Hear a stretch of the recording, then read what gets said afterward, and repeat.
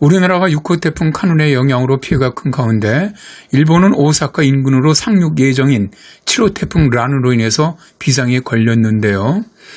그리고 이어서 오늘 아침 9시에 8호 태풍 도라가 발생을 했습니다. 먼저 태풍 란의 영상을 보시죠. 카눈보다는 더 중심이 또렷한 형태를 보이면서 일본을 향해 북상을 하는데요. 제가 카눈 때 말씀드렸지만 하루 이틀 태풍진로 예상 때 태풍의 장축 방향으로 이동하는 경우가 많다라고 말씀드렸는데, 자, 지금 이 태풍도 영상을 보시면 그 장축 방향이 오사카 쪽을 향하고 있죠. 태풍 예상을 유럽중기청의 ECMWF 모델을 보시죠. 오늘 오후 1시 현재 도쿄 남남동쪽 약 880km 부근 해상에서 북서진하고 있네요. 이후 모델에서는 간사이 지방의 해안에 15일 04시경에 상륙하는 것으로 모의를 하고 있고요. 상륙한 이후 오사카 인근을 지나면서 북북동진으로 방향을 바꿔서 일본 열도를 남북으로 관통한 후에 15일 16시경 동해상으로 빠져나가는 것으로 모의를 하고 있습니다. 자, 오늘 아침 우리나라 기상청이 발표한 7호 태풍 란의 예상 경로를 보시죠. 오늘 9시 현재 도쿄 남남동쪽 약 810km 부근 해상에 위치하고 있고요. 매시 13km의 속도로 북서진하고 있습니다. 일본 육지 상륙하는 시간은 광복절인 8월 15일이죠. 9시경 간사이 지방의 남쪽 편으로 예상을 하고 있고요. 오사카 인근을 지나는 시간은 12시경이 될 것으로 보고 있네요. 이후에 방향을 북북동진으로 바꾸면서 동해상으로 빠져나가는 것으로 예상을 하고 있습니다. 일본 기상청의 태풍 진로도 한국 기상청과 유사합니다. 이 진로로 이동할 경우 우리나라는 직접적인 영향은 없습니다만 태풍의 바람이 동풍으로 불게 되죠. 우리나라 같은 경우. 그렇게 되면은 15일과 16일은 동해안 쪽은 비가 내리고 강풍도 예상이 되고요. 또 강한 너울이라든가 월파가 예상이 됩니다. 8호 태풍 도라는 오늘 아침에 괌동 쪽 3,800km 해상에서 태풍으로 발생을 했는데요.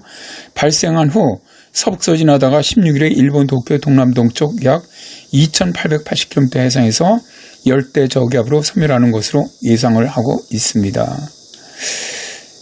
수명이 참 짧은 이례적인 태풍인데요. 8호 태풍은 날짜 변경성을 넘은 것으로 중태평양의 열대 폭풍이 이동하는 것으로 여자 이름이라고 합니다. 참고로 날짜 변경선, 그러니까 즉 동경 180도 서쪽에서 발생한 태풍은 아시아 국가들이 제출한 이름으로 명명이 되지요. 공교롭게도 올해 태풍은 아시아 각국을 돌아가면서 강타를 하네요.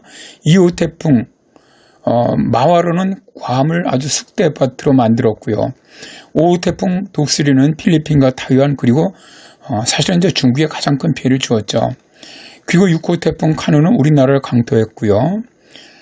이번 북상하고 있는 7호 태풍 란은 일본의 중심 지역인 간사이 그리고 간토 지역으로 아주 매우 큰 피해를 줄 것으로 보입니다. 자, 세 나라에 영향을 준 그 태풍의 세기를 미국의 합동태풍경보센터 예보 자료로 비교해 봤습니다.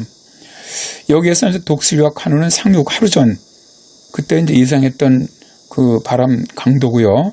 란의 경우는 오늘이니까 상륙 3일 전 자료가 되겠습니다. 이 자료에 의하면 중국을 강타한 독수리의 경우 상륙 직전에 중심 최대 풍속 115나트로 예상을 했었고, 한국을 강타한 카눈은 55나트, 일본을 강타할 예정인 란의 경우는 80나트 정도로 보고 있네요.